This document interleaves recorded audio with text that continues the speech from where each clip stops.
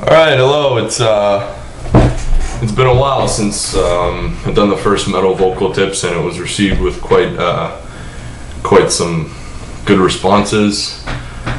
People asked some more questions, and I thought I'd make a second one, answer some questions, cover some stuff that I've learned along the way since then. So that was done in August 15th, 2010, so that's like a year ago. You may notice that I'm in a different environment. This is because I moved to Montreal.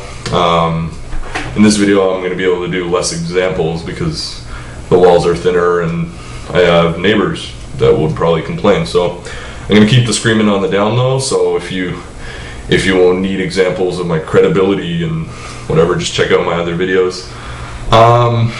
So I'm just going to cover some stuff that, once again, I haven't seen in the other tutorials and other videos and stuff. And some stuff that I just kind of left out in the last video, either because I didn't know them or because I forgot about them. One of the questions that I get a lot is how to, people wonder how do you get that kind of crunch on that I couldn't really explain last time. I was just kind of like, oh, tighten it more, which is a really bad explanation. But I realized that understanding what's going on inside you is a really good way to figure out how to make yourself better. One thing that you should understand, it's really hot here, that's why I'm kind of out of breath. I feel like a fat man. Anyways, one thing that you should really understand is that the voices and the way the voice works, it's often the times the misconception is that there's one pitch, that you hit certain pitches, which is true. Clean singers, they really try to go for that one. They try to hit a specific certain pitch and then hold that, and that's what makes for a good clean singer. But of course, we're not like machines. Like if you take a machine and put it on A note or B note, you're gonna get a beep or whatever pitch it is, and it'll stay on that note. But if you record a person's voice, you'll see that it's all over the frequencies, no matter how perfect or how good the person's voice is. With screaming and growling and all this great stuff, the brutality that you hear in people like Phil Bozeman and Randy Blythe and I don't know the name of the lead singer from I Declare War and stuff, it comes from having multiple voices at the same time. So and the farther apart, how do I explain this? Okay, so you have when you scream, you have about 2-3 voices. The better you are, the more voices you can have, the more voices you can put in. But the real crunch and dirtiness comes from how far apart in pitch those voices are. So if classic old school death metal, their pitches are really close. Like Cannibal Corpse's Corpse Grinder, he's gonna be like, he just keeps his 2 or 3 voices really low down there.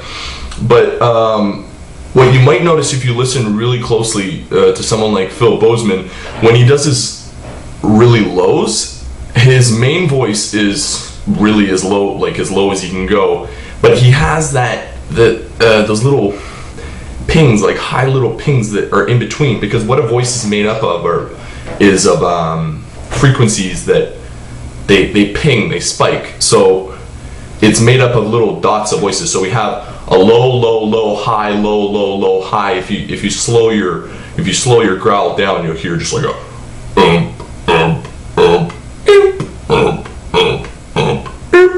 You can do it in something like Audacity, but so the difference between keeping both the voices low would be like Cannibal Corpse's voice was sounding whatever. While Phil Bozeman, he would have like, in blood we are born. Like, I don't know if you can notice, try to listen to it, or maybe even slow down this video, you'll hear my voice spikes in the highs, even though it sounds like it's low mostly. That's what gives it that a little bit more, I don't know, what a crunch or dirtiness. So that's what you want with that. When you go into your highs, you'll notice black metal singers, they do the other way around. While Whitechapel, Randy Blythe, etc., those guys, like most of the prominent death metal, groove metal, and deathcore bands, they'll They'll stick to the lows with the spikes of highs. With black metal, they'll stick to the highs with the spikes of lows. So that's why they have the whole, like, in blood we were born, by brutal war we will live. Like that kind of stuff. By the way, I just have a little line here that I'm using as a sample that I wrote. So, yeah. Another tip. I'm just gonna like blast through these really fast because I want to try to fit this all in one video. Another tip that it's something that I see in videos, or not videos, songs.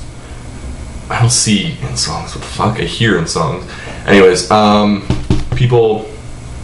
vocalists think like, okay, so now I got this. I got this like brutal voice, and I just gotta pack as much like disgustingness into one song, which isn't true. Like, it doesn't make for a good song or a really heavy song. What makes for a really heavy song is when you have contrast. So you need to have some, I wouldn't say light stuff, but you don't want to take your most disgusting voice that you can make and just use it the whole time for every song, throughout the whole song, because obviously then that's using all your cards up at once. You want to save it. You want to, it's like entertainment 101. You don't. So instead of just doing, here, I'll read this line out. Instead of just doing it all brutal, like, in blood we were born, by war we will live. You don't, Amanda's laughing at me. You want to have some contrast going through, so it's like, in blood we were born, by war we will live. I haven't been doing vocals in a while, man. I'm sucking. Anyways, so you put little accents on there. Back to the actual technique of what to do and things to imagine that'll help you work this stuff out.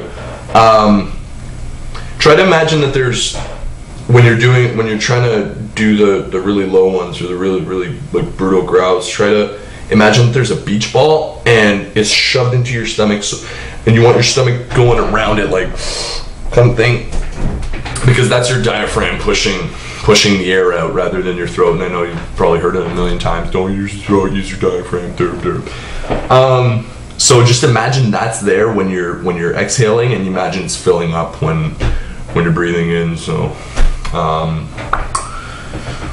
what else? Okay, yeah, and I've gotten a lot of comments and people saying that when they're singing or they're at like a rehearsal or whatever, that they go through a song or two or three or whatever, and then their throat starts getting kind of sore, but also that they feel lightheaded and that their head starts to hurt. That happened to me very often, and it's just because you're pushing too hard, you're using too much air. It doesn't require a lot of air. What gives it the power is the compression that you make with the air that you're using. So it's the compression that goes on in your chest or wherever the hell it goes, I don't know, it goes on. That's what makes it sound loud and crunchy and I'm running out of adjectives to use. Huh? Metal. Yeah, metal. I haven't used that adjective. Anyways, thank you. Actually an adjective. Yeah, I know, but we can make it adjective. Yeah, so, and the reason you're probably straining yourself too hard at the rehearsals is because your bandmates, so they're douchebags, and your guitar, well, your drummer can't really turn down how hard he hits the drums, so it's not really his fault. But your guitarist is probably like, yeah, I wanna be super loud, and you can't hear yourself over it. So you have two options here. You either tell them like, yo, turn your shit down, or if they can't really turn their stuff down, if you have a bad setup or a bad PA or whatever, when you're in your practices, just lip sync, just for the rhythm. Don't scream, don't do anything, because it doesn't matter. They can't hear you, you can't hear yourself. So what's the point of stressing yourself out till you're blue in the face and your head hurts? And just practice your voice on your own or on the side when they stop, when they go out for a smoke break or do whatever. Practice it then, but in rehearsals, just lip sync or something. There's no point in tiring yourself out like that. What else? There's one more thing. I was supposed to write it down, but I forgot. Anyways, whatever, doesn't matter. I'll add it to the video later. That's some extra stuff that I left out in the first one. There you go. Bye, guys.